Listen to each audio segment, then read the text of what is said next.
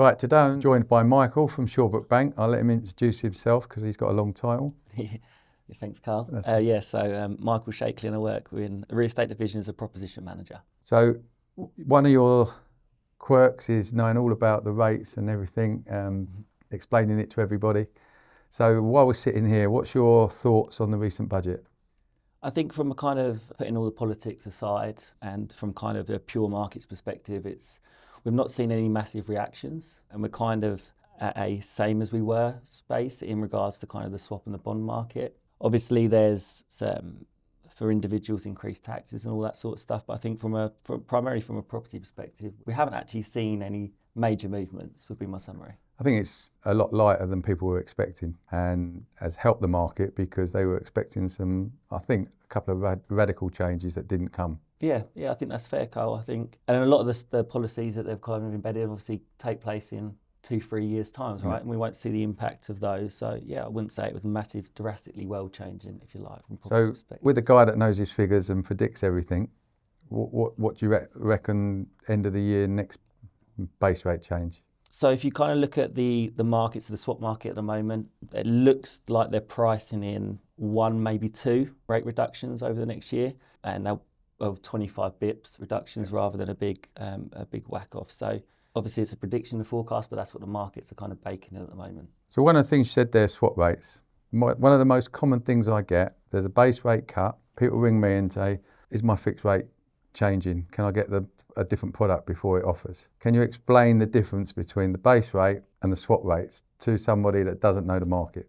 Yeah, I think in a simple way, a good way to think of it is that base rate is today. Mm-hmm. And that swap rates are tomorrow. And what I mean by that is that the Bank of England's MPC will set interest rates to tackle kind of immediate effects. So it will be the here and now. The here and now, exactly. So we'll either have inflation spiking and they'll react, or kind of on the flip side, they'll kind of try and loosen monetary policy to spark some growth in the economy. But effectively, it is the here and now. Whereas the swap rate being tomorrow is what the market deems, in very simple terms, what the average of base rate will be over that period, over the fixed rate period of that swap. It's normally they look at the 5-year. Yeah, correct. So to your point around people calling up on a drop day and saying, is my rate going to move? The markets have, the majority of the time, unless it's a massive surprise, priced that in already. Yeah. So they'll kind of consume the data that we're all aware of, and you can normally tell when there's going to be a base rate drop. It's quite widely reported. But your swap rate, so your mortgage pricing that you've been offered, most likely has baked that in already. Yeah. And how long in advance are you sort of looking at that? Like buying the rates and when you buy the money? We ultimately fund where needed. So we kind of look at our originations that we're projected to do and then obviously go to the market or fund from our deposits as we do. But it's forever changing, right? Yeah. So if the landscape changes and there's a massive spike in inflation, for example, then the cost of that money is likely to go up because base rate's going to stay high for longer. So with what Shawbrook do, there's a clear definition of split of funding. You've got the buy-to-let residentials, like including the HMOs and that, and then you've got the commercial and semi-commercial. Since the base rates came down from where they were, the commercials and semi-commercials haven't moved as much. Explain that to us. So there's something called risk-weighted assets, and that is effectively the regulator saying to us that we do not deem all assets to be of equal risk.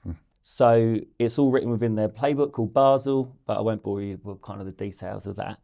But effectively what it says is that commercial is riskier than buy-to-let. Yep. And I think that's kind of quite easy to see from the outset, right? That your buy-to-lets are resi properties. There isn't an A1 tenant anymore, is there, on commercial? Well, exactly. Yeah. To what there was. Yeah. The Woolworths, Debenhams, all of that. It's all changed the market. Exactly that, Karl. And kind of the resi market's really lots of comparables, strong rental demand. When you kind of have a crisis as such, the property values don't take a hit. Mm-hmm. But on the flip side, when you look at commercial, shorter leases, more tenant turnover, and you're ultimately relying on a trading business, right? So there is different risk weightings. Commercial is weighted at 80%, whereas buy-to-let is weighted at 35%. So that is the capital requirement that we have to hold for every loan that we originate. Mm-hmm. So as the commercial loans are consuming more capital that we can't deploy in for more loans across the bank. The return on the kind of the interest-bearing loan to your customer has to be priced higher to kind of equal out the return on equity lens for banks. So that's why you see a big disparity between the pricing. And a slower drop. Correct. Yeah, correct. What's your prediction on that? Will the gap close, or will that always now stay that much higher?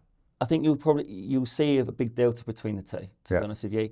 And that is primarily based on the risk weightings. Mm-hmm. There is some new policy being drafted at the moment called Basel 3.1, I believe. I'll take your word for that. But ultimately, what it's going to mean for banks is our risk weightings will go up, but the distance between the risk weightings will kind of move in unison anyway. So I would imagine this is pretty much the norm going forward. So just for those that aren't aware, it's probably sort of somewhere between 2.5–3% higher than residential, depending on whether it's commercial or semi-commercial, because there's two different lines there. Apart from that, any other changes or anything you're expecting? I think from a macro lens, the MPC's weighted heavily or cited heavily in the recent meetings that they want to see inflation continue this steady downward trend, which it looks set to do. We had kind of energy bills fall out of the annualised rate. As we go forward, that would be interesting, right, with Labour's policy on increased minimum wage and what those other things kind of will mean from an inflation perspective. So that could change the game there. It could. The only thing that I find in the background is that rents are still going up, because landlords or the landlords that have left, or the ones that left in the market, i.e. the bigger ones, bigger portfolios, they run it as a business. So if their costs go up, the rent goes up. One of the biggest things that pushing the rents up is the demand for rooms. So it's sort of having a double effect on it.